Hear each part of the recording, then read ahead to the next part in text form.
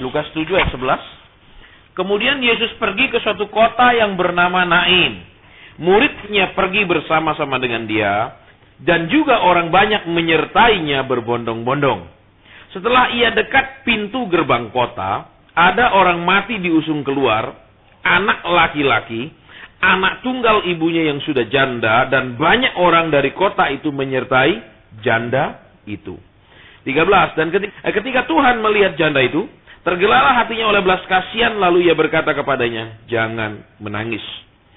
Sambil menghampiri usungan itu, ia menyentuhnya, dan sedang para pengusung berhenti, ia berkata, "Hai anak muda, aku berkata kepadamu, bangkitlah." Ayat 15. Maka bangunlah orang itu dan duduk dan mulai berkata-kata, dan Yesus menyerahkannya kepada ibunya. Nah, saudara, kita mau perhatikan ayat ini. Ya, ini cerita sekolah minggu kan?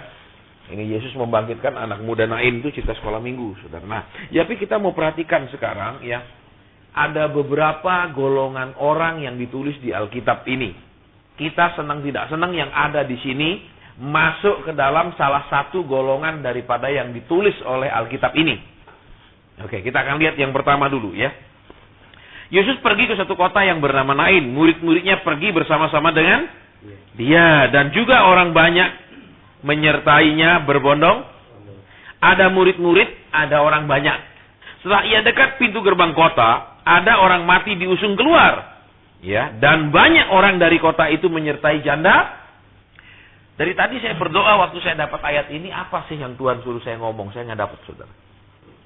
Ya, nggak dikasih bahan khotbahnya, gitu. Nggak dikasih penjelasannya, disuruh ngomong. Ya dong, akan kelihatan waktu khotbah bodohnya, saudara. Kenapa? Khotbahnya akan ngalor ngidul. Satu. Kedua, akan kelihatan tidak terstruktur seperti orang tanpa persiapan. Ya. Yang ketiga, karena kita sendiri tidak mengerti, ya, lah yang mau khotbah aja tidak dapat pengertiannya, apalagi yang dikhotbahin, betul? Betul. Loh, yang khotbah aja bingung, apalagi yang dikhotbahin pasti tambah bingung, betul? Itulah namanya kalau hamba Tuhan itu yang namanya tawanan roh. Tawanan roh itu apa? Disuruh Roh Kudus apa? Iya aja gitu, saudara. Ya, enaknya gimana? Cari ayat yang kita pernah khotbahkan di mana yang memberkati orang.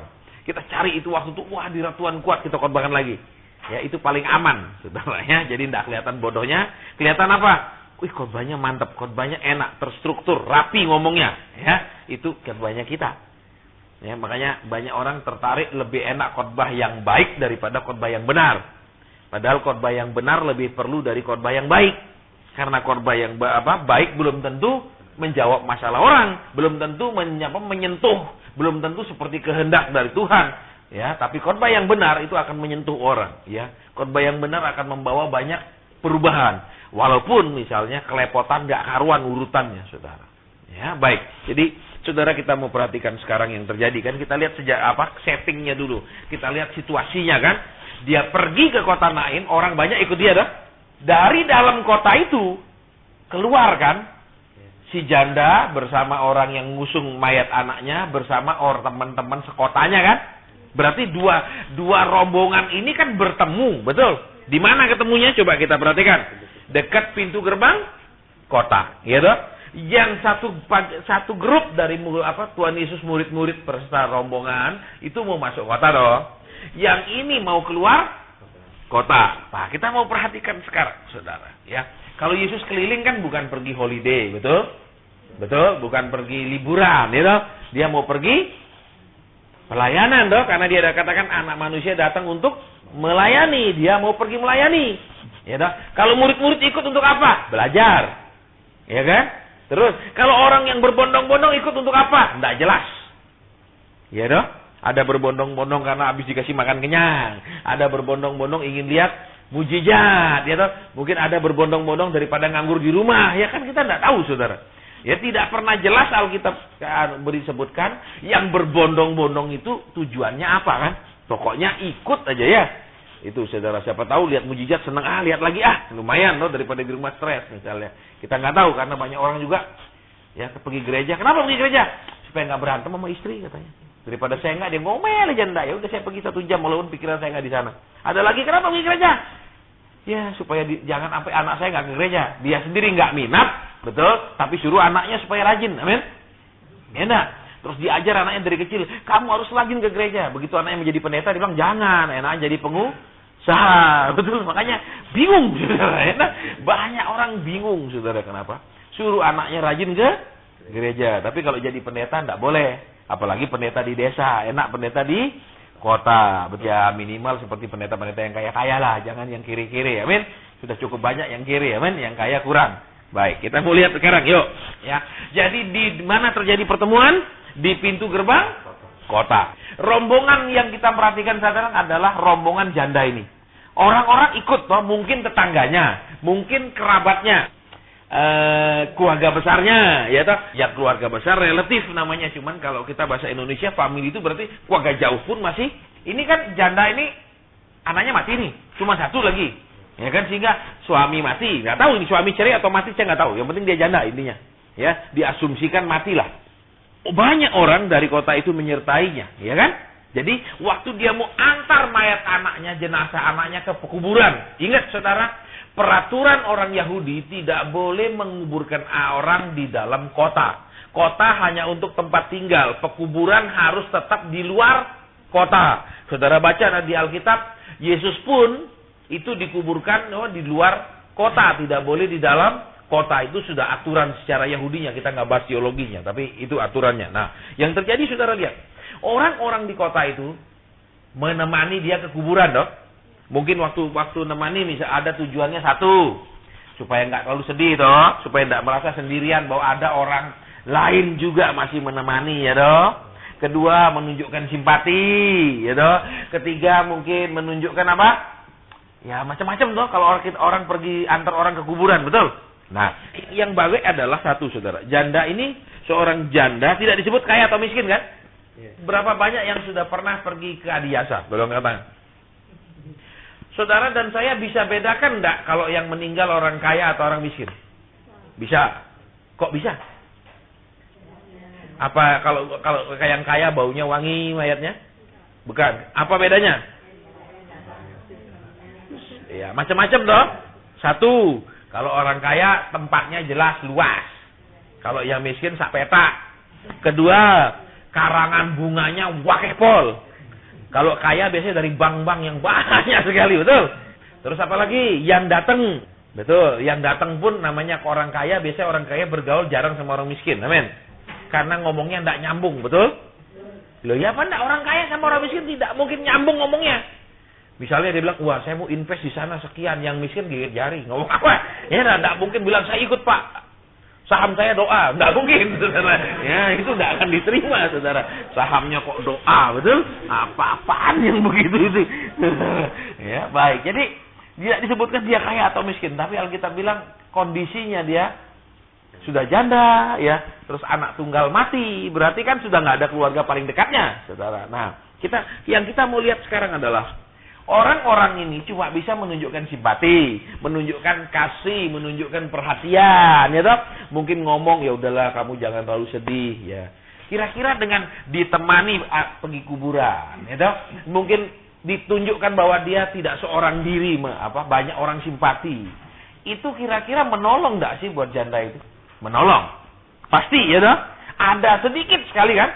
Minimal dia enggak rasa kesepian toh, karena detik itu dia under. Tapi sudah mayat itu dikuburkan, pulang ke rumah masing-masing loh. Terus janda itu kira-kira kita menilai terus nggak sama tetangga-tetangganya? Nggak ada. Saudara, yang kita mau perhatikan sekarang adalah poin-poinnya. Yang pertama, saudara. Mungkin banyak orang Kristen seperti di golongan ini. Golongan orang-orang kota Naim. Punya simpati. Mungkin punya waktu juga menguatkan orang. Mungkin juga punya kasih untuk menghibur orang. Tetapi lihat, yang dilakukan itu bisa nggak menyelesaikan masalah kedukaan si janda? Tidak bisa kan? Tidak bisa kan? Nah, saudara, kenapa saya tidak ngerti kenapa malam ini Tuhan bawa kita ke kasus ini, saudara. Tapi yang jelas adalah simpati manusia, perhatian manusia, ya, itu semuanya hanya sangat kecil sekali merubah suasana hati. Merubah keadaan tidak loh, saudara. Ini tetap dibawa ke kuburan kan? Biar 1 juta orang ngantar ke kuburan, dia tetap mati kan? Nah, jadi apa? Simpati kita, perhatian kita, kasih kita, ya kan? Kepada orang lain. Ya, itu sangat amat kecil untuk merubah suasana hati. Keadaan tidak berubah, dia tetap mati anak ini. Cuma suasana hatinya mungkin dia merasa, banyak orang masih simpati sama saya. Minimal saya nggak merasa seorang diri, misalnya ada orang yang perhatikan. Tapi sesaat kan, keadaan tidak bisa dirubah, cuman suasana hati agak terhibur dikit. Terus apa lagi? Habis terhibur, ya agak dikuatkan dikit lah. Agak rasa, banyak orang yang tidak terlalu kesepian lah. Ya kan? Tapi masalah intinya tidak selesai loh. Masalah intinya tidak selesai. Saudara, masalahnya dia kehilangan semua tuh. Sudah, suami nggak ada, anak cuma satu lagi, tidak ada lagi kan? Nah, jadi saudara, kita mau lihat apanya sekarang poin ini. Ya, Kristen tipe kota Nain, ini Kristen yang memang baik, menunjukkan perhatian, menunjukkan ini orang duka, ya kan, dia pergi melawat, tetapi hanya sebatas itu kan. Mereka antar ke kuburan toh. Kalau orang susah, misalnya kita bilang, iya tenang, percaya, amin. Dengan kita bilang tenang, percaya, selesai masalahnya? Enggak. Orang kekurangan kita bilang, percaya Tuhan sanggup mengadakan. Ada langsung? Enggak ada. Iya toh, saudara? Nah, ini kota Nain ini hiburannya seperti ini. Penghiburan yang terbatas. Terus apa lagi? Perhatian yang terbatas. Perbuatan yang tidak merubah keadaan. Hanya menghibur-hibur hati dikit. Nah, sekarang apa yang harus mereka lakukan? Saudara perhatikan. Ya. Ini kan sudah mengantar ke kuburan nih. Berarti penghiburan mereka tidak merubah keadaan. Semua tidak merubah apapun, saudara. Tuhan maunya apa? Begitu mereka keluar, kok ketemu toh Tuhan di pintu gerbang? Nah, terus, saudara dan saya perhatikan. Ketika Tuhan melihat janda itu, tergeraklah hatinya oleh belas. Lihat. Ya, kita tidak tahu apakah Tuhan dikenal di kota itu atau tidak. Kita nggak tahu. Ya, tapi saya asumsikan kalau orang banyak ikut dia, pasti terkenal. Loh. Saudara lihat, kalau di gereja, di persekutuan, di KKR, orang banyak sekali hadir, itu karena ada door prize atau pendetanya terkenal? Pendetanya? Berarti kalau lihat dari cerita Alkitab ini, terkenal loh Yesus di kota itu juga. Buktinya orang banyak ikut loh. Alkitab katakan. Nah, yang aneh apa saudara? Lihat di sini. Ya. Ketika Tuhan melihat janda itu, lihat. Berarti apa? Tidak ada satupun orang kota itu yang ketemu berpapasan dengan Tuhan di depan apa? Di pintu gerbang yang memohon apapun. Dah. Tidak ada kan? Satupun tidak ada memohon apapun. Padahal paling tidak kan pernah dengar. Karena Alkitab katakan, saudara, berita tentang Yesus itu bahkan sampai Tirus, Sidon, dan daerah Siro-Venesia. Itu yang ada di wilayah Libanon sekarang. Sampai keluar negeri. Lah, kalau sampai luar negeri aja tenar banget, apalagi dalam negeri kan? Saudara, itu asumsinya, saudara. Nah, yang saudara dan saya perlu perhatikan di sini apa? Satu, tidak ada orang yang memperhatikan. Tidak ada orang yang dalam hati, Tuhan buat sesuatu dong. Tidak ada, tapi lihat. Ketika Yesus melihat janda itu, saudara perhatikan. Tuhan tidak bilang ketika Yesus melihat orang berbondong-bondong mengantar. Ketika Yesus melihat iringan jenazah. Tidak. Yesus melihat janda itu. Dia nggak peduli iringan jenazah. Lihat. Dia nggak melihat orang berapa banyak yang simpati. Karena apa? Oh, kalau orang banyak nganter. Kalau dia miskin berarti dia orang baik. Gitu. Amin. Kalau orang kaya diantar orang banyak. Wajar. Loh, iya apa ya? Saya ulang lagi, kita ngomong yang luar anu sedikit. Kalau di internet namanya OOT, out of topic. Ya, tapi ini akan menolong dia. Kalau orang miskin, saudara, orang mati datang banyak, berarti dia pasti orang baik, kan? Ya, kalau orang kaya banyak, belum tentu. Bisa pegawainya, amin, banyak. Bisa apa? Bank-bank tempat dia taruh uang, ya kan? Nggak jelas, entah dia jahat, entah dia baik. Kalau kaya, biasanya lebih banyak daripada orang miskin, ya toh, itu sudah standarnya, saudara. Nah, sekarang lihat di sini. Tuhan tidak melihat rombongan yang mengantar janda ini pergi menguburkan anaknya, tapi Tuhan melihat janda ini. Langsung dilihat janda itu, dia tidak lihat yang lain-lain, saudara. Dia nggak melihat pengusungnya, dia tidak melihat apa lagi jenazah itu, dia langsung lihat jandanya. Oke, terus tergeraklah hatinya oleh belas kasihan. Lalu ia berkata kepadanya, jangan Berarti saudara perhatikan, walaupun dia diiringi banyak orang, janda ini tetap menangis. Walaupun orang nunjukkan simpati, perhatian, segala macam, hatinya tetap sedih kan? Nah, sama seperti kalau saudara dan saya punya masalah, betul? Pergi ke siapapun, kumpul sama siapapun, kadang ruwetnya tetap toh pulang. Apa begitu kumpul-kumpul hilang ruwetnya? Oh hilang Pak, soalnya pakai inek. Ya bisa saudara. Ya, habis minum lupa. Begitu sadar lagi stres lagi saudara. Ya itu tidak menyelesaikan masalah, cuma menghilangkan dalam sesaat beberapa jam hilang. Habis itu ruwet lagi saudara. Ya, nah saudara kita mau perhatikan, nanti kita akan gabung jadi satu pengertian ayat-ayat ini. Tuhan katakan jangan menangis. Jadi apa saudara? Saat ini saudara dan saya seringkali apa? Tergantung simpati orang, perhatian orang, ya dah. Tergantung lagi apa? Nubuatnya orang, ya dah. Saudara, itu tidak membuat saudara dan saya selesai masalahnya. Saudara dinubuatkan pun selesai tidak habis dinubuatkan. Pulang tetap pusing juga toh. Tidak mungkin pulang besok pagi saudara. Itu kan? Tidak toh. Oke. Sekarang kita mau lihat lagi, ya. Sambil menghampiri usungan itu, ia menyentuhnya. Dan sedang para pengusung berhenti, lihat, ia berkata, "Hai anak muda, aku berkata, Bang." Lihat, saudara, ayat 14. Sambil menghampiri usungan itu, ia menyentuhnya. Berarti apa? Sementara Tuhan memperhatikan janda ini dan bicara kepada janda ini, orang yang mengusung jenazah tetap jalan. Coba saudara perhatikan ayat-ayat ini. Tadi makanya saya lihat juga terjemahan bahasa Inggrisnya. Ya, yang ini tetap jalan. Lihat saudara, lihat perhatikan. Dan sedang para pengusung berhenti ketika mereka stop. "Hai anak muda, aku berkata kepadamu, Bang." Saya nggak tahu saudara apakah dia dikubur tanpa kain kafan. Apakah sudah Yesus suruh berhenti terus Yesus buka. Oh anak muda ini. Saya nggak tahu. Ya, di Alkitab nggak cerita loh. Kalau gitu saudara dan saya perlu belajar sejarahnya nih orang Yahudi dikubur zaman kuno. Apakah dibungkus kain kafan, mukanya ditutup atau enggak. Tapi kalau dari Alkitab, saudara perhatikan, waktu Yesus mati, itu pun wajahnya ditutup kain dah. Ya kan? Nah, berarti apa? Lihat, berarti wajahnya ditutup kain kalau dari cerita Alkitab. Nah, saya nggak tahu Yesus buka atau karena dia Tuhan dia langsung tahu ini anak muda nggak perlu pusing-pusing lagi dah. Nah, tapi terus lihat, "Hai anak muda, maka bangunlah orang itu dan duduk dan mulai berkata-kata dan Yesus menyerahkannya kepada ibunya." Oke, sekarang kita akan mulai pelan-pelan. Saudara, perhatikan. Kita lihat dulu rombongan yang pertama. Rombongan yang mau masuk kota. Satu, Yesus mau pelayanan. Berarti kalau pelayanan itu biasanya cari masalah atau cari duit atau berkat? Masalah toh? Ini ketemu masalah toh? Betul? Betul apa ya? Saudara, makanya kalau saudara punya masalah, saudara pergi ke tempat yang saudara nggak diurus, jangan pergi. Ya, kenapa? Saya masalah nggak diurus Pak, soalnya perpuluhan saya cuma 100.000. Itu ya salahmu, perpuluhan 100.000. Coba 100 juta diurusin, apalagi kalau nggak nganter, ya kan ditagih-tagih gitu.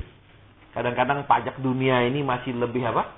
Lebih toleransi, fleksibel daripada juru pungut surga. Baik, kalau juru pungut surga ini minta ampun, saudara ya, telat sedikit ancaman, itu ya, telat sedikit surat paksa keluar, saudara. Ya kadang-kadang kalah, makanya apa? Gayus itu pun rasanya lebih baik daripada aneh ya, kita nggak sebut tapi nanti kita bahas. Rombongan pertama Yesus datang jadi pelayanan namanya melayani mesti apa? Urus orang, betul? Urus penyakit, urus problem, urus masalah. Kedua, murid-murid. Lah, murid-murid sedang belajar ngurus masalah, amin. Sedang belajar melayani dong. Nah, yang ketiga, orang yang berbondong-bondong, orang yang hanya ingin lihat mujizat, orang yang hanya ikutan. Saudara, berarti apa? Kalau kita sebagai murid Tuhan, kita akan diajar Tuhan kata apa? Menyelesaikan masalah. Diajar Tuhan dalam masalah, diajar Tuhan lewat masalah, diajar Tuhan ketemu dengan masalah waktu pelajaran. Saudara, oke. Terus orang yang berbondong-bondong ini, saudara, Yesus namanya bikin mujizat macam-macam, orang senang dong. Betul, orang senang. Nah, saudara, banyak Kristen ini bukan mau belajar, ya, untuk pelayanan, bukan mau diajar dengan lewat masalah, bukan mau diajar untuk bisa membantu orang menyelesaikan masalah, tapi banyakan ingin lihat mukjizat. Kristen model gini banyak pol jumlahnya, saudara. Ya, makanya kan saya baca salah satu buku itu disebut begini.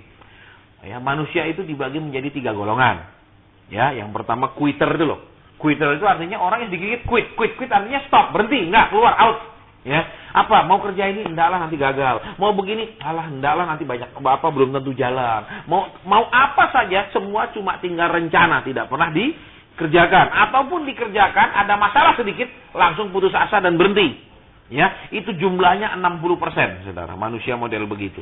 Ya, kemudian yang kedua jenis camper, orang-orang yang kemah. Orang kalau pergi kemah cari tempat yang nyaman, tempat yang indah.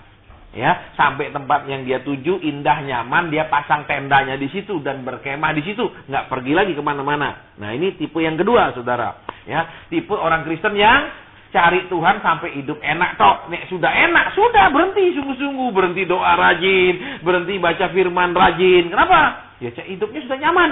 Itu tipe camper, itu ada 30%, saudara, diselidiki. Ya. Jadi 60 plus 30. Yang ketiga tipe climber, tipe pendaki gunung. Jadi dia tidak hanya berhenti di tempat yang indah, dia mau sampai ke puncak, dia mau sampai ke atas. Saudara, itu tipenya pendaki gunung. Jadi yang tipe ketiga ini cuma 10%, saudara. Ya, orang yang mau sampai, saya ini sebenarnya yang diciptakan jadi apa sih? Bukan cuma diciptakan mau jadi orang yang menikmati semua janji Tuhan. Tapi mau diciptakan jadi apa sebenarnya? Dan itu dia kejar terus, saudara. Itu tipenya climber. Nah, kita lanjutkan dulu, saudara. Ya, tipe yang berbondong-bondong ini, saudara. Ya, pernah saudara dengar dari salah satu di antara manusia yang berbondong-bondong ini Tuhan pakai? Tidak pernah, saudara. Ya, tidak pernah ada, saudara. Kenapa? Karena kita tidak tahu dia tujuannya. Kan dia bukan murid, cuma ikut-ikut. Nah, banyak orang, saudara, ikut Tuhan, tetapi bukan murid Tuhan. Karena tidak pernah mau diajar dan bisa diajar Tuhan. Maunya ngajari Tuhan. Contohnya, Tuhan lebih cepat dong kalau ngirim. Amin. Kalau ngasih lebih banyak dong Tuhan. Amin. Itu mengajar Tuhan. Amin. Duh, iya apa ya? Terus apa lagi? Tuhan, kok hidupku lebih sengsara dari orang lain? Kenapa enggak orang lain lebih sengsara dari aku? Amin. Loh, itu ngajari Tuhan dong. Betul apa ya, saudara? Terus kalau Tuhan tuh ngasih lebih cepat, lebih banyak. Jangan lambat dan sedikit. Amin. Itu ngajar loh. Saudara, coba kita perhatikan, saudara. Lihat apa. Kalau saudara baca di Kisah Rasul semuanya dan Perjanjian Baru, tidak ada satu orang yang muncul dari kelompok berbondong-bondong ini. Ya, ini tipe Kristen yang ya cuma ingin lihat mujizat. Kapan senang dia ikut, dia ikut. Kapan dia sibuk, dia berhenti. Ya kan? Terus apa lagi, saudara lihat? Kapan ditegur dia minggat, ya kan? Ini tipe kelompok berbondong-bondong, saudara. Ya. Waktu di Sydney saya dikasih pinjam 5 buku, saudara, dari riwayat hidup William Branham. Ya, itu hamba Tuhan satu-satunya di dunia kalau khotbah di atas kepalanya ada api yang bisa dilihat ribuan orang dan api itu nyata. Saya ada di bukunya fotonya. Saudara, jadi kalau dia khotbah itu seperti itu jelas api, saudara, di atas kepalanya nyala-nyala. Ya, bukan dia sulap terus taruh apa di kepala, tidak. Jadi setiap dia berkhotbah itu jelas ada api di atas kepala. Dan belum ada pernah saya baca itu hamba Tuhan yang bisa khotbah seperti itu. Ya, di buku yang kelima yang menarik ada buku judulnya William Branham, ya, His Teaching and the Rejection. Nah, itu yang paling menarik, saudara. Jadi saya lompat baca, saya nggak baca masa kecilnya, masa remajanya. Jadi ada 5 buku, belum diterjemahkan dalam bahasa Indonesia ya. Di buku kelima ini, ketika Tuhan panggil dia, saudara, orang kaki panjang sebelah bisa jadi sama, ya, luar biasa. Dia keliling dunia pelayanan. Kemudian masuk tahun 50-an, Tuhan ngomong sama dia, sekarang mulai berhenti hanya kesembuhan, berhenti hanya mujizat. Ajarkan kebenaran firman. Di situ dia mulai ditolak. Saudara, waktu saya baca, saya ingat.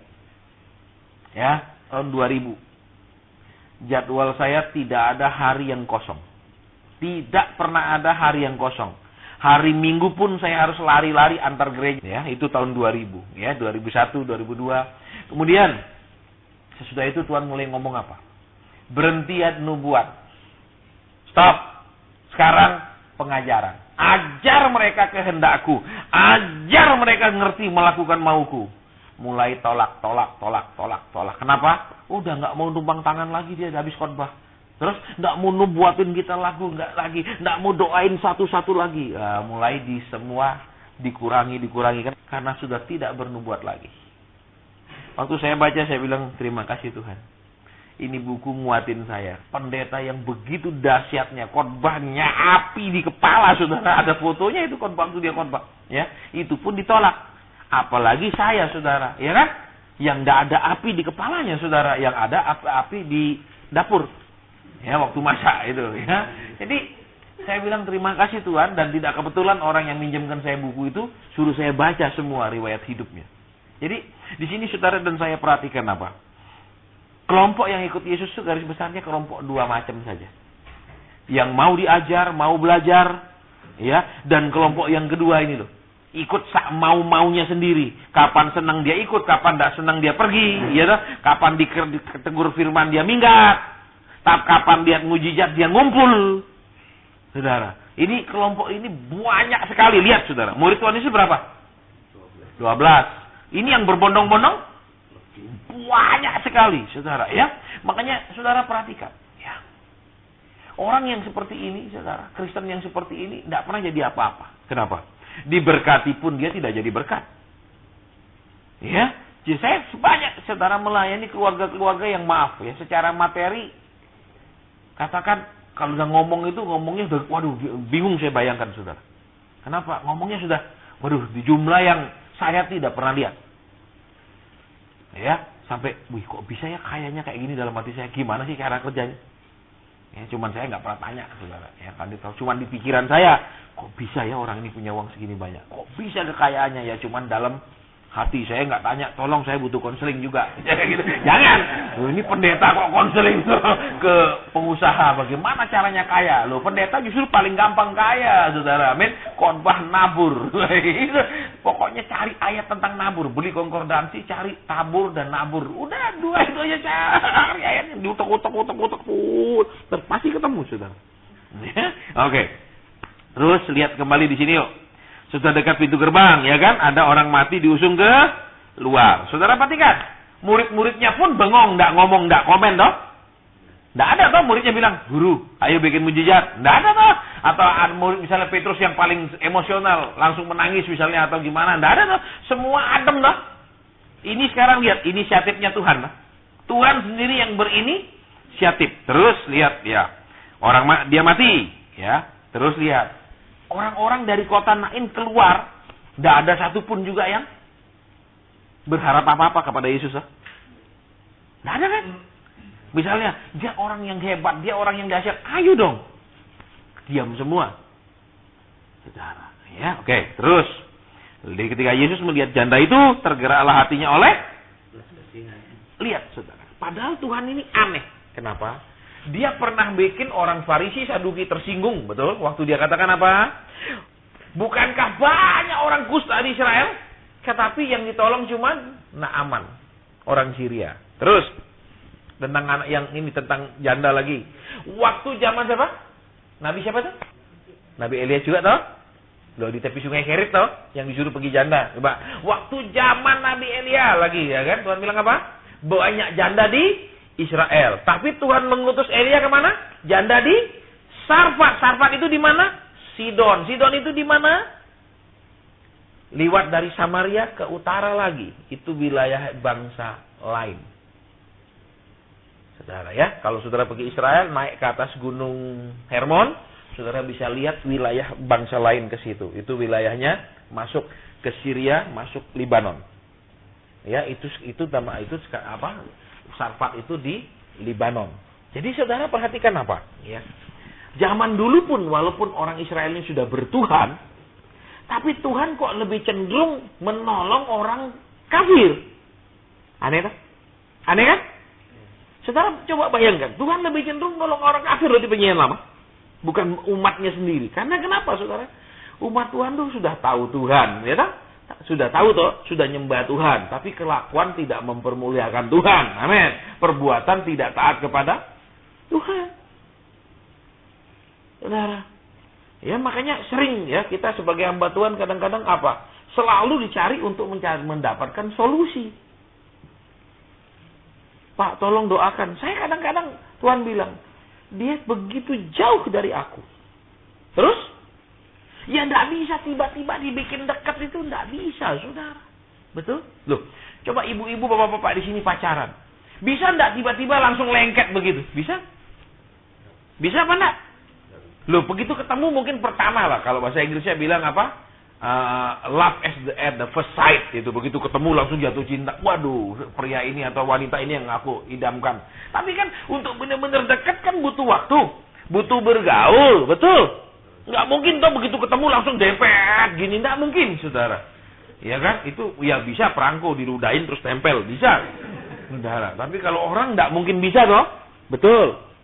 Terus apa lagi? Nggak mungkin begitu baru kenal sehari sudah ngomong yang apa namanya, yang lebih mesra-mesra, ngomong mau nikah, apa nggak mungkin toh? Kecuali nggak normal, amin. Atau kecuali ini yang laki udah umur 60, yang perempuan 59. Kita nggak bisa lama-lama, umur kita sudah berapa, ya kawin hari ini juga. Itu bisa. Tapi nek normal kan nggak bisa, saudara. Ya. Oke, jadi di sini saudara dan saya kadang-kadang apa? Ayo Pak Asam doa. Kadang-kadang saya, ya Tuhan terus piye Tuhan? Ya dia jauh daripada aku. Suruh dekat. Nah, orang nggak mau kalau disuruh, ayo belajar dekat sama Tuhan. Maunya dia? Ayo doakan. Ayo carikan jalan keluar. Ayo dong mintakan petunjuk Tuhan. Lah, itu petunjuknya suruh dekat. Loh, itu kan bukan petunjuk kalau dekat, betul? Maunya dia tertolongnya kayak apa? Saudara, sering saya, aduh Tuhan, saya bilang, mereka ini pikir engkau ini siapa gitu loh kadang-kadang, saudara. Mereka pikir, saudara pikir Tuhan itu enggak punya sifat, enggak punya perasaan, betul? Tuhan itu seperti robot yang enggak ada perasaannya, amin. Gitu toh? Ya, saudara, kadang orang seperti itu memperlakukan Tuhan, saudara. Ya, pokoknya dibutuh diuber, betul? Loh, saudara coba perhatikan ya. Saudara pergi ke dukun pun, pergi suhu pun dia akan kasih petunjuk, toh? Apa yang saudara dan saya lakukan, betul? Itu kan cara bypass yang salah. Kalau cara yang benar, lebih banyak enggak peraturannya? Lebih banyak enggak syaratnya? Kan paling fotokopi KTP selesai. Ya toh? Tapi kalau ikuti aturan, kan masih banyak isi formulir ini ya enggak? Loh, cara yang salah saja punya syarat, apalagi cara yang benar. Iya apa ya? Lah orang Kristen mikirnya justru kalau caranya benar enggak ada syaratnya, amin. Loh, iya apa enggak? Susah, saudara. Ya makanya saya kadang-kadang Tuhan, nih orang-orang kok pikir, maaf, kita orang Kristen ini dipikir apa? Dukun Kristen, saudara. Ya, dipikir dukun Kristen. Kenapa? Pokoknya udahlah didoain pasti beres. Nggak bisa, saudara. Saya mau beritahu saudara. Kenapa? Alkitab katakan di kitab Yeremia, imam itu mengajar. Kita sebagai imam Tuhan, tugas kita mengajar umat. Saudara. Nah kalau umat nggak mau diajar, kita angkat tangan. Ya, kenapa? Nggak akan terjadi apapun atas hidupnya kalau dia tidak taat. Kita bukan dukun, saudara. Tuhan bilang giliranku. Enggak. Pokoknya kerjakan, nah, Tuhan, aku pergi. Itu. Saudara, Tuhan bingung, betul? Ya, belum mau kasih komentar, belum jawab, sudah ditinggal. Saudara, makanya jarang terjawab doa model gitu, saudara ya. Tuhan bilang, kau perintah siapa? Gitu ya. Oke. Saudara. Ya. Yang satu ini pengangguran. Ya lumayan lah punya istri yang bisa cari kasih dia makan, saudara ya. Tapi ya istri nek terus-terusan kasih makan suami, lama-lama muntap juga. Betul? Pasti diolok temennya, kok kamu piara laki? Saudara. Kayak begitu. Kalau yang suami nyari sampai seumur hidup untuk istrinya normal. Tapi kalau yang istri terus nyari untuk suami pasti macam-macam omongan orang. Ya, padahal di firman Tuhan tidak ada laki atau perempuan yang nyari. Tidak ada, Tuhan tetapkan seperti itu. Ya dong, bahkan di kitab Amsal pasal 31 kan wanitanya yang sibuk. Pagi-pagi bangun ngurus ini, ngurus itu. Wah, sibuk sekali, betul. Suaminya duduk-duduk di pintu gerbang, saudara. Loh, itu yang Alkitabiah, saudara. Ya. Kalau yang suaminya pagi-pagi bangun, istrinya ngomel terus apalagi pesan, pergi, jangan pulang kalau enggak bawa uang. Jangan gitu. Ini yang enggak Alkitabiah, betul? Oke, jadi kita lihat lagi yuk, sekarang kita lanjutkan ya. Tuhan katakan apa di situ? Lihat. Lalu tergeraklah hatinya oleh belas. Saudara, kita mau perhatikan di sini apa? Nanti saudara cek, setiap ada kata belas kasihan, Tuhan selalu buat mujizat. Nanti saudara cari kata belas kasihan, kalau saudara punya taruh di HP atau apa, saudara buka belas kasihan, search. Nanti saudara akan ketemu pola kerjanya Tuhan. Setiap dia jatuh belas kasihan, lihat. Ya, waktu siapa namanya mati? Itu si Lazarus. Masgul hati Yesus, terharulah hati Yesus. Terus ikut nangis lah. Bangkit toh. Kuncinya di mana? Belas. Saudara, lihat. Kalau saudara dan saya bikin Tuhan berbelas kasihan, bikin Tuhan rasa kasihan, tentu saja dengan cara membuang rasa jengkelnya Tuhan, betul? Membuang rasa mangkelnya Tuhan sama kita, ya toh? Membuang rasa keselnya Tuhan karena kita ngelawan-ngelawan, itu toh. Bikin akhirnya dia kasihan. Banyak orang, saudara. Lah coba perhatikan, saudara. Waktu Tuhan Yesus di bumi, banyak ada orang tetap mati. Di Israel, apa selama Tuhan Yesus ada di Israel waktu itu, tidak ada yang mati? Tetap banyak dong. Kenapa cuma orang tertentu yang Tuhan bangkitkan, tidak semua? Kan pertanyaannya begitu. Kan jelas lah. Kalau saudara nanti lihat polanya, selalu ketika Tuhan jatuh belas kasihan. Kalau kita mau perhatikan, saudara, ya. Dan banyak orang dari kota itu menyertai janda itu. Berarti apa? Janda ini punya sahabat banyak lah. Atau keluarga banyak. Kita nggak tahu yang mana yang banyak, saudara. Ya.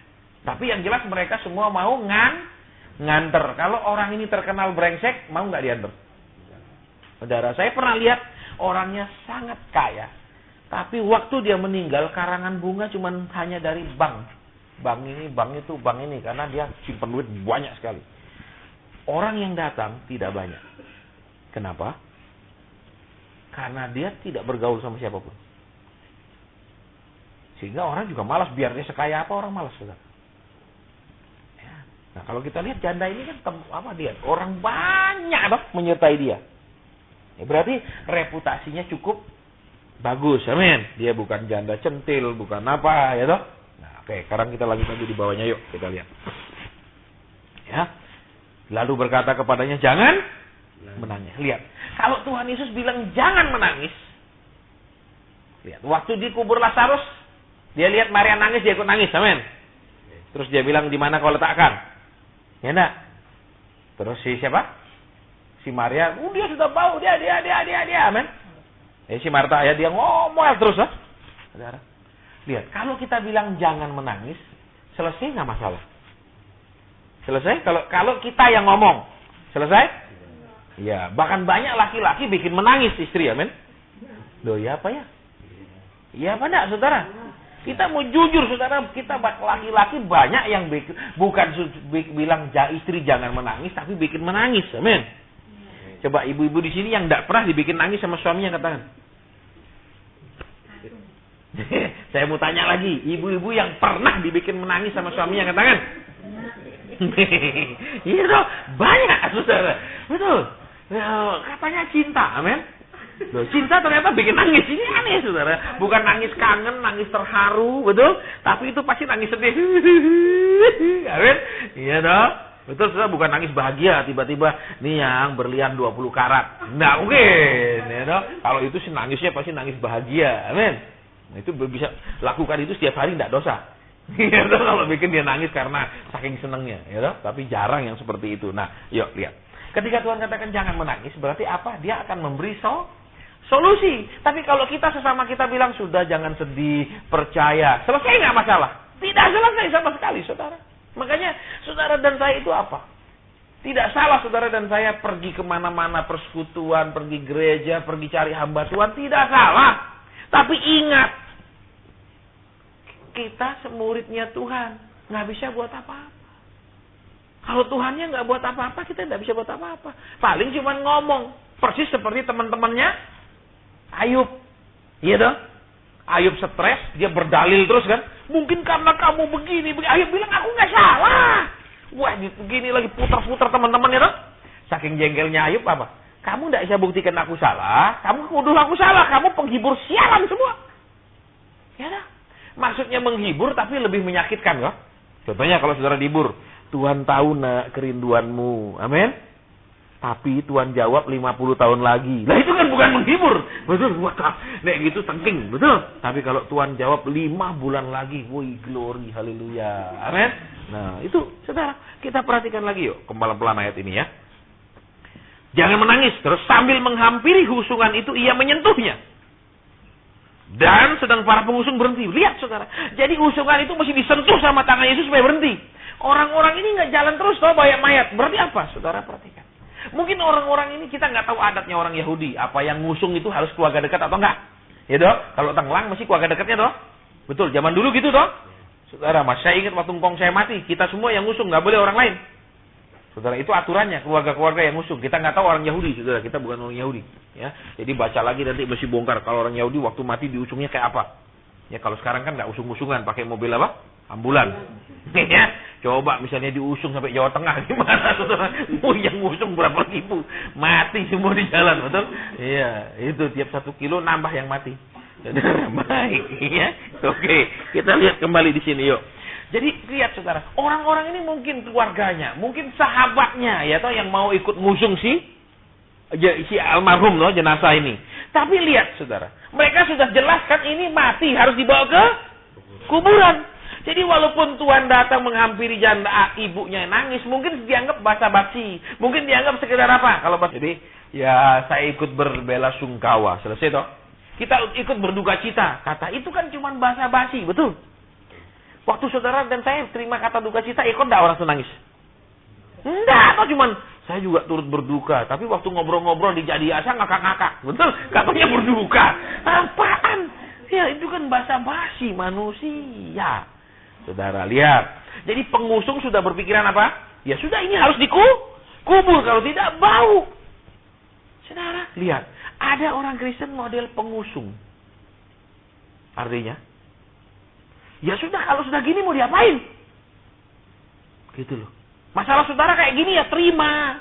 Ya, itu terus, itu tidak menyelesaikan masalah, saudara. Bahkan nggak ada duitnya, tidak pertimbangkan. Itu saudara ngeri. Ya, Tuhan dianggap mata duitan. Betul? Oke. Nah, lihat lagi yuk. Jadi usungan ini tetap jalan, toh. Betul? Tetap jalan ke kuburan. Saudara, banyak orang Kristen, saudara, pola pikirnya seperti ini. Nek sudah kayak gini mau apa? Terus apa lagi? Ya memang dari nek keturunan saya sudah kayak gini terus mau apa? Ya sudah gini. Nggak akan ada perubahan lagi. Seperti orang gak usungan, ya sudah ini mati harus dikubur, nggak ada perubahan. Terserah Yesus menghibur, jangan menangis. Sampai Yesus perlu mendekati usungan dan menyentuhnya, pegang supaya nggak jalan terus. Saudara, coba perhatikan ayat ini. Dipegang terus baru mereka itu lihat. Sedang para pengusung berusaha berhenti. Nah, berarti apa saudara? Tipe Kristen model ini percaya nasib. Semua sudah diatur di atas, kita berdoa pun tidak merubahnya. Ini penyakit, saudara. Terus apa lagi, saudara? Model gini, kita sungguh-sungguh sama Tuhan pun ya nasib-nasiban, betul? Kenapa? Ya ada yang bisa miskin, ada yang bisa tetap kaya, ya. Jadi kita mau lihat pola ini, pengusung jalan terus, saudara. Matanya pasti mengarah ke arah kuburan, toh? Saudara. Padahal Tuhan yang menciptakan itu ada di depan mereka, toh. Oke, sekarang kita lihat lagi, ya. Hai anak muda, aku berkata kepadamu loh, saudara coba perhatikan. Kalau orang mati, rohnya kan sudah pergi. Loh, enggak rohnya di situ, saudara. Karena kalau roh masih di situ, dia masih hidup, koma. Tolong diperhatikan, saudara, ya. Jadi saudara bisa bedakan mati dengan koma. Koma, rohnya masih. Tapi udah nggak bisa komunikasi dan apa-apa. Tapi belum jadi jenazah. Ini sudah jadi jenazah. Lah terus waktu Tuhan ngomong itu ngomong sama apa ya gitu loh. Pernah mikir? Belum dah. Tuh saya tidak pernah mikir, Pak, mikirin masalah saya aja, Pak. Tidak mari-mari. Jadi tidak pernah mikir seperti itu, saudara. Sehingga murid disuruh belajar, yang dipikirkan pelajarannya, ini dia tidak pikirkan pelajarannya, saudara. Ya, yang lain terus dipikirkan, ini murid-murid jenius, amin. Ya, jadi tidak perlu merasa perlu memikirkan pelajaran, yang dipikirkan cuma keinginannya. Amin. Amin. Apalagi sekarang ada pameran mobil, ya, saudara, ada mobil murah namanya Mobilio. Tadi saya ngobrol-ngobrol sama Pak Tobing, ini lumayan Pak, murah kalau ditawarkan Pego. Kalau yang apa? Yang manual, kalau yang matic itu 190. Hai anak muda, aku berkata kepada Bang, loh saudara perhatikan, ini kan ngomongnya sama jenazah, rohnya sudah pergi, kok bisa dia bangkit gitu loh? Loh kalau masih ada rohnya di situ koma, berarti Tuhan ngomong sama, ini ngomong sama mayat. Waktu sama Lazarus pun Tuhan ngomong sama mayat. Berarti apa saudara? Coba perhatikan. Sering juga Tuhan bicara lewat tubuh kepada tubuh kita. Bukan kepada roh kita, kepada hati kita, bukan. Sering Tuhan bicara kepada tubuh jasmani. Artinya, satu, ya, contohnya begini. Saudara dan saya yang pernah rasa lapar, banyak. Yang pernah rasa haus, banyak. Semua. Nah, Tuhan memberikan tubuh yang bisa lapar dan bisa haus, loh. Sedangkan kita adalah juga manusia jasmani dan juga manusia roh. Jujur aja saudara. Kalau kita haus kita ingin minum, ya toh?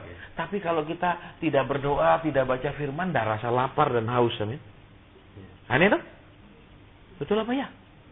Kalau tubuh ini aja Tuhan bilang yang besok binasa jadi tanah kita urusin, apalagi yang mesti diurus yang akan tetap kekal, toh? Tapi banyak orang tidak ngurus kok saudara. Saya jarang ketemu orang yang nanya saya gini, Pak Sen, saya ini harus bikin apa supaya Tuhan lebih senang? Jarang. Yang banyak, Pak Sen, tolong doakan supaya Tuhan bikin saya lebih senang. Itu yang paling banyak, saudara. Kasarnya kan gitu. Gitu, sampai saya bilang, saya ini pembantunya Tuhan. Nek saya suruh ngodap ke bos ngomong gitu, saya nggak berani. Saudara, tapi nanti saya kasih komisi loh, Pak. Nah ini, saudara. Loh, saya disuruh ngelawan bos ya. Ya, banyak orang Kristen tuh punya harapan yang apa? Berlebih-lebihan terhadap kami hamba Tuhan. Dipikir karena kami hamba Tuhan, kami bisa ngatur-ngatur Tuhan, bisa setel Tuhan, bisa apa? Koyok-koyok Tuhan. Nggak bisa, saudara. Ya, Bileam, saudara perhatikan ya. Dia dikasih duit kok, kasih duit sedikit, nggak berangkat, betul? Kasih duit banyak, pergi loh. Betul, saudara. Ternyata Nabi itu ujiannya emang cen, saudara. Ya, ujiannya cen. Makanya kemarin ya ada di salah satu persekutuan doa di salah satu kota kan kita ada sudah 7 persekutuan saudara semuanya. Ada satu orang ibu bawa sertifikat, fotokopi KTP. Pak Sen, ini saya serahkan untuk persekutuan. Mau dijual, mau diapakan, ini tanah ini semua. Ini sertifikatnya, ini KTP, fotokopi KTP saya. Saya lihat saudara, saya nggak periksa berapa luas. Saya langsung panggil pengurus. Ini urus. Kenapa? Karena dia suruh jual. Terus uangnya untuk biaya di persekutuan. Saudara, karena kan kita sewa tempat. Ya, itu kita sewa tempat, saudara, di persekutuan. Ya. Gitu. Terus ada makannya lagi kalau break. Itu semua butuh biaya, saudara. Ya. Kalau di sini Lukas bisa sendiri. Kalau di sana 2 keyboard, 2 WL. Saudara, jadi 4 orang. Ya. Nah, jadi itu biayanya banyak sekali. Saudara, ya, jadi ya itu keluar. Nah, kalau ibu ini serahkan, ya saya langsung kasih pengurus. Ini saya nggak mau sentuh. Kenapa? Karena Nabi itu cobaannya uang. Saudara, coba lihat Gehazi, ya kan? Waktu dia dilatih sama siapa? Elisa. Elia ngelatih Elisa, lulus si Elisa. Elisa ngelatih Gehazi nggak lulus. Begitu lihat Naaman sembuh, Gehazi berasa berhak minta duit, merintah harta benda. Saudara, makanya banyak hamba Tuhan juga kalau melayani lihat orang dijawab merasa berhak dapat bagian. Itu hamba Tuhan Gehazi. Saudara, ya, kenapa? Kita nggak boleh merasa kalau kita doain orang itu terjawab karena kita yang berjasa. Bukan karena memang Tuhan mau nolong dia. Kalau Tuhan nggak mau nolong dia, kita jungkir balik berdoa nggak akan dijawab kok. Saudara, banyak orang merasa seperti itu. Makanya apa? Kamu makan di sini, bayar di sini. Loh. Saudara, kalau Tuhan tidak memberi saudara apapun, saudara suruh pendeta siapapun doa, hasilnya nol. Dia memberi saudara. Ya, masih ingat kan cerita saya dulu waktu saya pelayanan ke Belanda tahun 2004 itu? Ya. anaknya yang sudah tamat dokter, anak gadisnya tamat dokter, ya, terus tiba-tiba ketahuan kanker, ya toh, dibawa ke langsung terbang ke Amerika, ikut Benny Hinn, pulang tidak sembuh, ya toh, karena dia orang mampu, cari pendeta manapun suruh doakan. Nah, dengar kabar lah pendeta Indonesia, pendeta Jakarta yang di kartu namanya ditulis spesial pengurapan kanker. Ada. Karena dia dengar gitu, wah hebat, diundang ke Belanda. Suruh doakan, kasih duit banyak, pulang, ya tetap anaknya juga pulang ke surga. Pisah mereka, yang pendeta pulang Indonesia, anak pulang ke surga. Ya, jadi pisah di tempat itu. Tidak sembuh. Kenapa? Karena memang Tuhan tidak menyembuhkan. Ya, bukan karena pendeta. Nah, banyak orang merasa, kamu dulu jemaat kami, kamu kiri, sekarang kamu diberkati. Terus, ayo ingat, antar ke sini loh.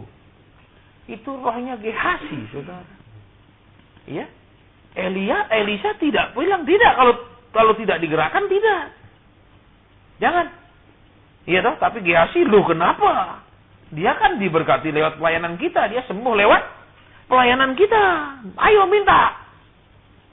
Saudara, ini yang bahaya, saudara. Ya, makanya uang memungkinkan segalanya. Uang itu bisa bikin orang jahat, orang sangat benar jadi sangat jahat. Benar. Ya. Kenapa? Kan Alkitab bilang, ya, waktu Tuhan tegur si Adam dan Hawa dan ular, betul? Akan ada permusuhan antara engkau dan keturunan ular itu, betul? Jadi kita di dunia ini cuma dua keturunan, satu keturunan ular, betul, satu keturunan Adam. Ya, itu saudara.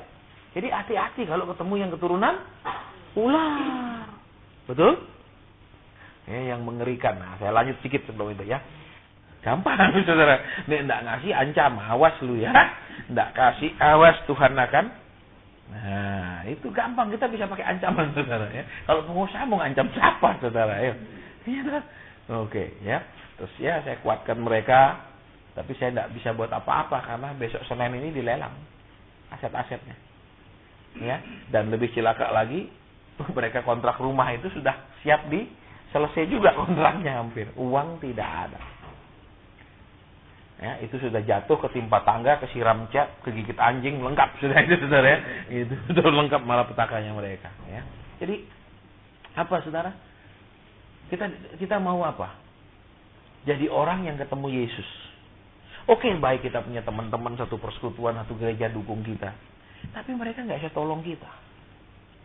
Paling cuman kasih simpati, ya datang hibur. Nggak selesai masalah kita, cuma dihibur dengan dikuatkan. Kita butuh penyelesaiannya apa? Dan Alkitab katakan, ketika Yesus jatuh belas kasihan, tertolong. Saudara, banyak kita tanpa sadar kita punya perbuatan nyakiti Tuhan. Kita punya pola hidup bikin Tuhan tidak senang. Itu yang bikin dia tidak bisa sayang sama kita. Itu yang bikin dia tidak gampang jatuh belas kasihan. Saudara. Ya, jadi kalau saudara dan saya harus kejar sampai Tuhan tuh punya belas kasihan sama kita. Bukan Tuhan, lihat aku sudah susah Tuhan. Saudara, apa? Dengan menunjukkan kesusahan kita, dengan menunjukkan kesedihan kita, belum tentu Tuhan itu jatuh belas kasihan, saya mau beritahu saudara. Ya, tapi dengan ada kelembutan hati, mau ditegur, mau dinasihati, mau melakukan firman, itu yang bikin Tuhan gampang jatuh belas kasihan. Tidak bisa saudara bilang, lihat loh Tuhan sudah kayak gini. Tuhan bilang memang keadaanmu kayak gini, tapi jiwamu, rohmu, rohanimu kayak gitu. Terus gimana? Bisa ditangkap maksud saya? Saudara, kita seringkali seperti itu. Karena banyak orang kalau ketemu saya minta jawaban langsung. Banyak orang kalau ketemu pasien, tolong dong, tolong. Saudara, saya bisa tanya ke Tuhan, tapi jangan pernah berharap langsung ada jawaban. Maksudnya selesai masalahnya. No. Kadang, there will be a very long way to find the answer. Ya. Sangat lama. Kenapa? Saudara dan saya nggak pernah mau sampai di puncak, kan? Kalau di perjanjian lama selalu hadirat Tuhan terus dikatakan apa? Musa bilang naik apa? Tuhan bilang naik ke gunung. Tuhan nggak turun dari gunung kan? Tapi Tuhan bilang naik ke gunung. Ada usaha untuk naik. Saudara, jangan, Tuhan, ayo Tuhan, lihat susahnya saya, tolonglah. Tuhan bilang, loh kamu susah karena dirimu sendiri kok sering, amin. Loh, ada kemarin minta didoakan, Pak Asen, tolong saya terjerat kartu kredit. Loh, kok bisa? Iya, saya pakai kartu kredit terlalu banyak. Loh, terus suruh doa, no. Ya salahmu tuh. Pakai kartu kredit kebanyakan, betul? Memangnya itu kartu kartu kasih karunia, gitu. Gesek terus, enggak usah bayar. Enggak, tolong Pak Asen, saya bilang ini orang suruh saya doa yang aneh-aneh. Saya masih ingat waktu pertama saya masuk Surabaya tahun 2000, diajak satu tante ke Porong, ya pergi itu loh, rumah lembaga pemasyarakatan yang di Porong itu tuh, saudara, ya sampai di sana, anaknya lagi ditahan karena buka showroom mobil, orang titip-titip mobil dijual, uang enggak dikasih ke yang pemilik, jadi dilaporkan. Saya masih tidak akan lupa itu. Anaknya bilang, Pak Asen tolong doakan saya ya, Natal sudah dekat supaya saya bisa keluar. Nek dia mau keluar kembali uang orang-orang yang dia ciak. Bukan suruh doa, men. Loh, kalau saya suruh doa terus Tuhan keluarkan dia yang punya uang, bisa enggak percaya Tuhan? Wah, Tuhannya dia itu brengsek. Pasti gitu. Tuhannya orang Kristen itu enggak benar, betul? Kenapa anaknya berutang kasih keluar, betul? Saya sampai enggak waras ini Tasi suruh saya datang. Dia sayang anak sih, benar sayang anak. Tapi tidak boleh suruh hamba Tuhan doakan supaya anaknya cepat dikeluarkan. Kenapa nek mau keluar, kembalikan uang orang punya yang dia ciak. Otomatis orang akan tarik pengaduannya. Karena kalau hal itu kan masalah perdata, saudara. Itu namanya deliknya aduan. Semua masalah perdata polisi tidak bisa ikut kalau tidak ada yang melaporkan. Kecuali masalah pidana. Kalau masalah pidana perlu ada pelaporan. Saudara, dia bilang, tolong ya Pak Asen, saya rindu sama anak-anak saya rindu kumpul. Mana bisa aku doakan, saya bilang. Kenapa? Lu kembalikanlah uang orang-orang itu. Dia pikir kasih saya 200.000, terus dia bisa bebas dari ratusan juta. Enak sekali penghematannya, betul? Hei saudara, orang-orang kadang-kadang aneh. Kenapa? Ingat, Alkitab bilang, ya, Tuhan bilang apa? Maka keturunan perempuan itu akan menghancurkan. Ya, engkau akan menghancurkan tumitnya, tapi keturunan perempuan itu akan meremukkan ke. Nah, lihat. Jadi nek kepala sudah remuk itu pikirannya tidak normal. Betul? Betul? Lah banyak orang Kristen pikirannya tidak normal kayak gitu, Saudara. Ya. Suruh keluarkan dari tahanan. Bagaimana caranya lu ciak orang terus suruh keluarkan? Betul, suruh kita doakan. Kita ini apa gitu loh. Saya tidak lupa sama tante itu, saudara. Wah, aneh suruh saya doa. Ya. Oke, jadi kembali yuk. Sekarang kita akan selesai sampai di sini. Saya reda ngantuk, ada panas-panas. Bunyi makanan hari ini banyak pol. Pak Tobing ulang tahun. Ya. Penuh sekali ini atas bawah belakang. Saya sampai bingung. Kok banyak betul hari ini, ada spesial rupanya ya. Ya ada kabar baik sih kan. Ini spesial momen hari ini. Ya, oke. Terus sekarang kembali yuk. Bangkitlah, saudara. Tuhan bicara kepada tubuh kita. Maksudnya apa, saudara? Kan soalnya pergi tubuh. Sering, saudara. Ketika saudara dan saya sudah sama sekali sudah tidak ada harapan. Pikiran kita udah nggak jalan. Rohani kita sudah rasanya hilang sama sekali. Dia tetap masih bisa bicara sama kita. Itu kuasanya dia. Dia tetap masih bisa bicara. Ya, mungkin kita sudah aku tidak dengar apa-apa, doaku pun tidak ada dengar, aku tidak mau dengar Tuhan. Dia tetap masih mau bicara. Dan dia tetap masih bisa bicara sama saudara dan saya. Ya, nah, sekarang terakhir.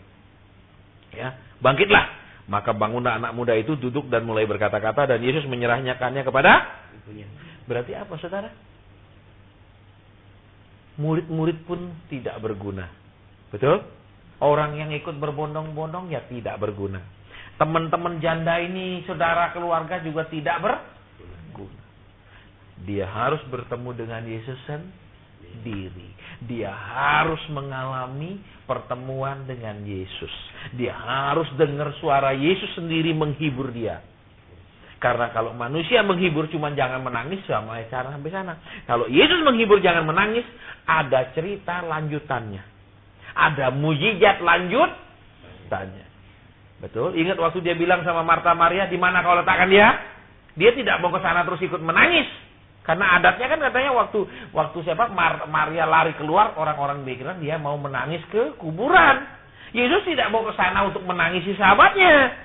Betul, Yesus mau membangkitkannya. Kembali ke sini. Berarti apa, saudara? Ayo mulai hari ini ya, saya sering ngomong sama saudara, ya. Jadi dewasa. Saudara dan saya bisa menghadap Tuhan langsung. Saudara dan saya bisa dengar suara Tuhan sendiri.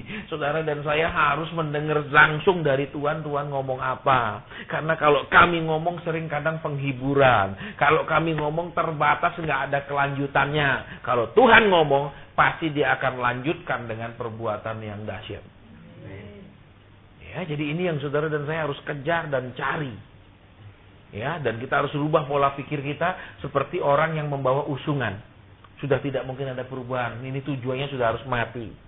Berhenti kita berpikiran bahwa ya kalau sudah begini pasti akan begini. Tidak. Tuhan bisa merubahnya dengan mudah. Tuhan bisa merubahnya dengan mudah. Kalau saudara dan saya lewat tanah yang berdebu dan tanah berpasir, kalau saudara dan saya ikuti jejak, tidak boleh lama-lama. Karena 1-2 hari, bahkan kalau saudara pergi padang gurun, beberapa menit jejak kaki itu akan tertutup oleh pasir yang bergerak. Berarti ikut Tuhan tidak boleh lama-lama mikirnya. Nek suruh jalan. Karena jejak kaki Tuhan bisa hilang kalau kita kelamaan ikutnya. Yang kedua, saudara, kalau kita ikut Tuhan, ada daerah yang berbatu-batu. Sehingga kita akan gampang terjatuh, bisa gampang keseliu. Ya. Saya saksikan waktu saya pergi naik ke Gunung Sinai. Gitu kan. Waktu itu karena memang ada masalah ya. Jadi grupnya 20 lebih. Saya siangnya sampai di Saint Catherine, grup check-in hotel dulu, saya sama guide-nya pergi cari onta untuk naik ke atas. Sampai di tempat onta, ternyata dia bilang onta-ontanya baru mati. Kena virus. Terus sisa berapa? 12. Tuh matang, saya bilang. Terus yang begini banyak enggak naik onta. Jalan kaki ini fit, enggak apa-apa saudara, enggak fit, tapi itu kan batu-batu begini besar, kecil, itu enggak ada yang enggak ada batunya. Jadi gampang keseliu. Ya. Nah, saudara, kalau ikut Tuhan di daerah yang berbatu, saudara dan saya harus tak pegangan sama tangan Tuhan, karena kalau enggak keseliu gampang. Dan sebelah itu jurang dan tebing. Ya, itu yang kedua. Yang ketiga, saudara, ya. Tuhan membawa kita ke tanah yang firman Tuhan bilang apa? Itu berbatu-batu, ya, terus ada berpasir, jadi tidak boleh tunda-tunda. Yang terus apa? Dalam perjalanan ikut Tuhan di padang pasir itu, mereka harus cuma lihat tiang awan dan tiang api. Berarti, saudara dan saya tidak boleh bandingkan hidup dengan orang lain. Prosesnya kita sama orang lain tidak bisa sama. Jadi, kok dia enak, saya enggak, kok tidak usah lihat tiang awan, tiang api itu jalan. Terus apa? Tuhan tidak membuat jalan dengan maka angin bertiup, betul, meratakan gunung-gunung, terus jadi jalan rata kayak lapangan. Tidak ada di Alkitab. Ya, hasilnya mereka apa? Mereka naik turun gunung ke lembah, betul. Dan kalau saudara perhatikan di situ, setiap mereka sampai lembah selalu memberontak. Ya, pemberontakan mereka itu selalu letaknya di lembah. Ya, kalau kalau ke Mesir nanti akan kita lewat banyak lembah tempat mereka berontak. Ya, biasanya kita stop, ya. Kalau guide yang bagus dia akan cerita, kalau guide yang jelek ya suruh duduk tidur ya sampai di Kairo. Ini dia nggak cerita, saudara. Oke. Nah, terus Tuhan janji apa? Aku akan memberikan kepadamu apa? Aku akan menciptakan sungai-sungai di padang gurun. Ya, saudara, kemarin saya sampaikan itu di persekutuan. Padang gurun itu banyak pasir. Ya. Terus apa? Kalau air disiram itu kalau pasir meresap. Langsung meresap, siram lagi meresap, siram karena mudah sekali itu meresap. Ya. Tuhan bahkan menjanjikan di padang pasir ada sungai. Berarti apa? Sampai bisa jadi sungai, berarti airnya luar biasa banyak. Mengalir, meresap lagi, mengalir, disedot, tetap mengalir banyak. Berarti apa? Kalau orang Kristen sudah mengalami proses padang gurun, maka dia akan masuk ke sungai di padang gurun. Artinya, berapapun kebutuhannya, berapapun yang dia ingin yang memang dia perlukan, itu tetap akan ada karena itu sudah berbentuk sungai. Walaupun dasarnya pasir, sedot lagi, tetap dialirkan, berarti luar biasa persediaan itu. Kalau sudah lewat. Kalau belum lewat, ya memang tidak ada persediaannya. Saudara, mohon maaf, nunggu mana tok. Ya, baik. Jadi kita sudah belajar hari ini golongan Kristen apa? Yang ikut Tuhan Yesus dan golongan Kristen di kota Nain. Ingat, janda itu hanya berubah nasibnya ketemu dengan Yesus, bukan ketemu muridnya Yesus. Ya, janda itu juga tidak berubah nasibnya, berubah nasibnya bukan karena orang banyak simpati sama dia, tidak juga berubah dengan simpati. Tapi ketika Yesus jatuh belas kasihan, semua berubah. Ya, sekarang ayolah kita cari Tuhan, bikin Tuhan senang. Bikin Tuhan itu gak jadi kasihan sama kita. Ya, jangan bilang karena ini loh, masa enggak kasihan. Saudara, Tuhan tidak jatuh kasihan ketika kita keras hati. Tuhan tidak jatuh kasihan ketika kita dendam. Tuhan tidak jatuh kasihan ketika kita kepahitan. Ya, jadi kita bersihkan supaya Tuhan tuh gampang kasihan. Ya dong? Oke, selesai kita break.